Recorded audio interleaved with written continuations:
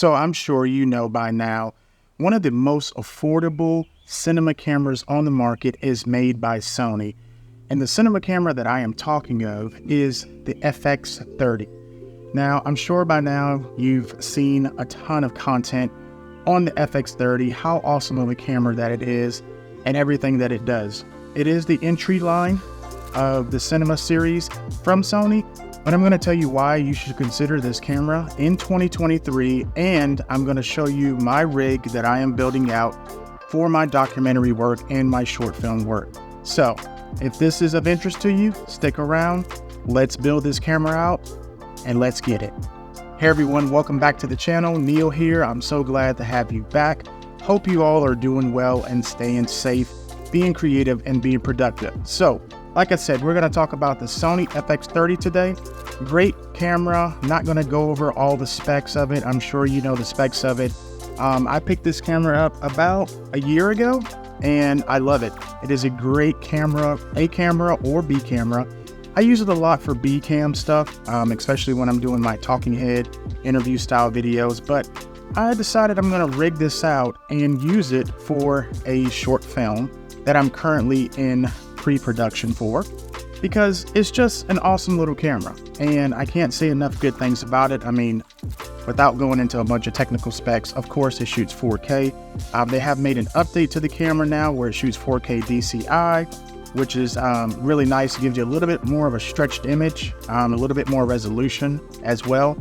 And the only thing I wish it did have on it, and I hope Sony brings that to a future firmware update, is the shutter angle. So that way, no matter what frame rate I'm shooting at, I could just set that shutter angle and not have to worry about it. I'll always be in that 180 degree shutter rule.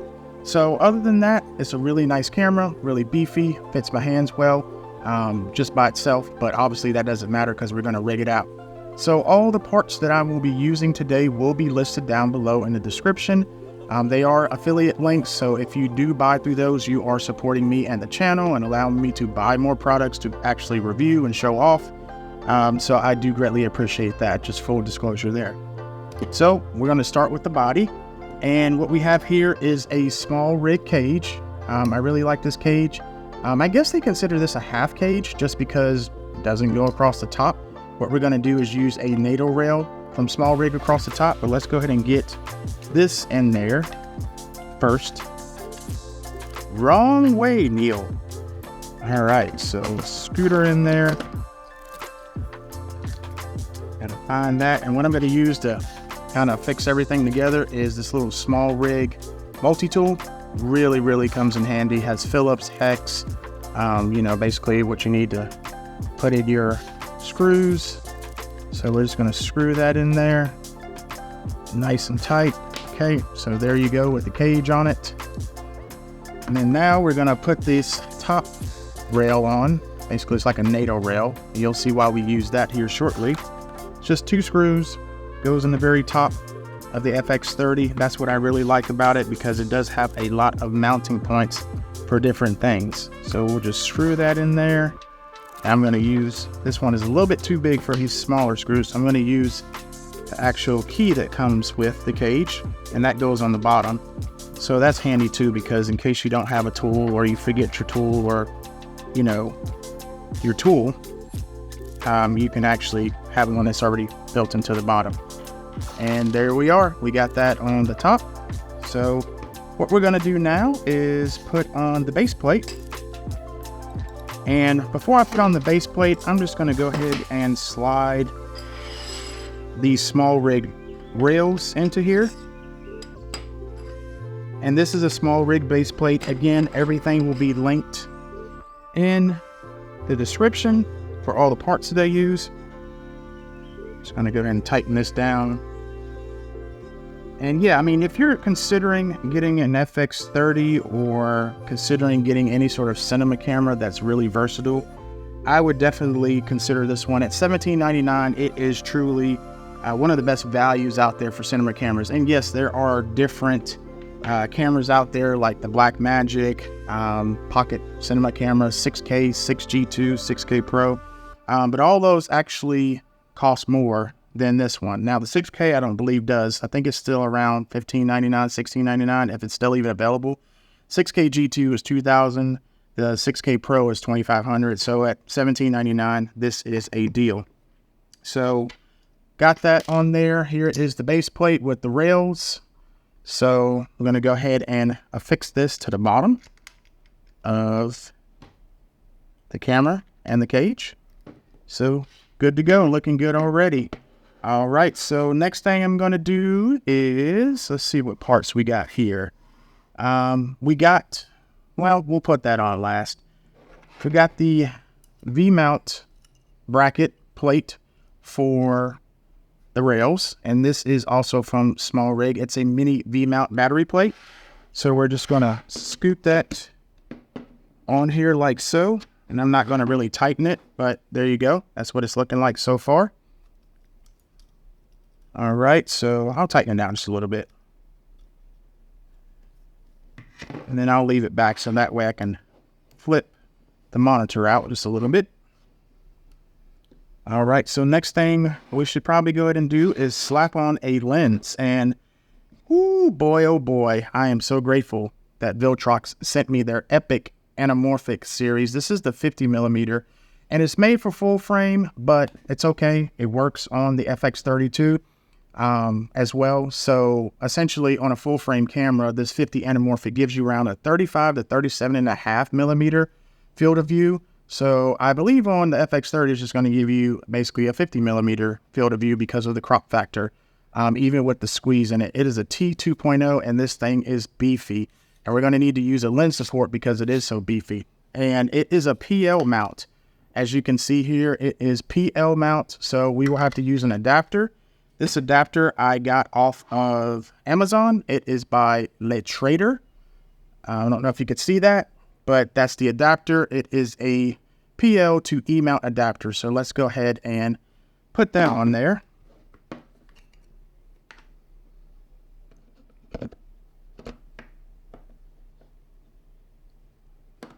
Oh, that's in the way. Okay. So this little piece that's in the way here, I should have known to take that off. And we don't need that little piece. You can use this piece here. It's basically lens support, mount support, excuse me. So if you're putting this on a tripod, then you can actually screw a tripod plate on there and then put that on the tripod. Gives you a little bit more stability. But what I'm going to do is I'm going to take it off because I do have a lens support and I don't need it. And what's happening is when I try to put it on here, it is being blocked by the base plate. So let's go ahead and take it off. And there we go. We got that off. Almost. There we go. All right. So I'm going to put that on here now. And come on. Here we go. All right. So the lens mount is now on. Oh, excuse me. Lens adapter. Lens mount is always on. So we'll turn this to the left. Take out the little, protective plate. And we'll slap on the big boy. This is a little difficult to put on, guys. Goodness. All right. Now we got her nice and tight. And she is definitely front heavy now. Dang, that looks good already. All right. Let's continue. So what I need to do is slide these rods up a little bit because I'm going to have to put my lens support on here, and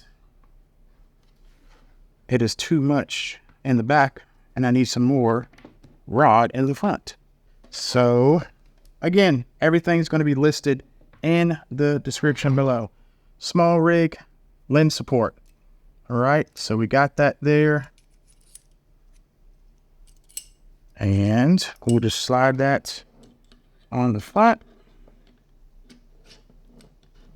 And then we'll tighten that down. All right, so it's looking a little unbalanced, of course. But yeah, there we go right there.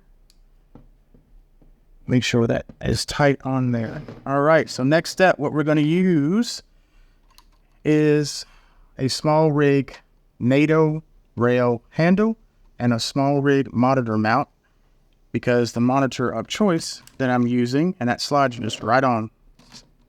So it has a little button here to release it. Other than that, it slides right on there. And then you just tighten it with the screw lock. And it's nice and tight there. Okay, so you got small rig handle, monitor mount, cage, back plate, rails, and lens support, as well as the base plate. So next up, we'll go ahead and slap on this battery. You can use any mini V-mount battery you want with this plate. I have a Nano one. I also have a Power Extra one, which is 99 watt hour. This one is just 50 watt hour. I'm looking to get a 99 watt hour one by ZG City. I just like those batteries. I'll link that below too, so you can have a couple of options for different mini V-mount batteries. So we'll just slap that on like so. And there we got that.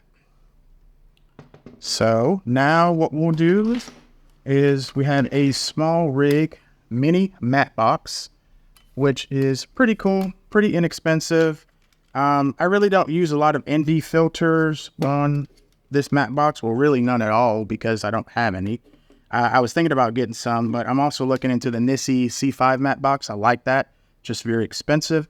You can slide, a filter in here, a 4.5 a 4 by 5.65 filters here, and you can just slide them in there, and they will hold in there, but it only holds, one filter at a time. Usually, if I'm going to use this, I'm just using it to flag off, some light outdoors or something like that, so I don't have a lot of massive flare in the lens. So seeing that this is a 95 millimeter diameter and this lens is a 95 millimeter front, it basically just slides right on there, and you just tighten it up,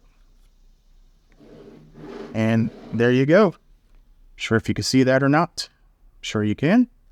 But yeah, that's pretty much the rig. So really the only thing left we have to do is just supply some power to our monitor, which we can do one of two ways. We can do an MPF style battery here, just slapped on the back, but since we have V-mount, we'll just use a NPF to D-tap cable. And I am not going to worry about cable management, guys, for the sake of this video, but we'll just wrap that around there a few times just to get it going. And then it plugs right into the V-mount battery. Okay. I am scratching my table up. Jeez. Anyways, so yeah, that's pretty much it. And then we'll slap on an HDMI cable, which we will also wrap one time, plug that in, and we are good to go. So yeah, that is going to be my cinema rig for my documentary work and my short film work going forward. And I really hope you guys enjoyed this quick little build. I mean, that looks wicked. If you go to any sort of set, you should get some respect put on your name, because this thing looks legit. If you go do some client work or professional work, this looks pretty rad. I gotta say, and I'm so happy and so grateful to be able to have these products and be able to build a rig for the work that I want to do.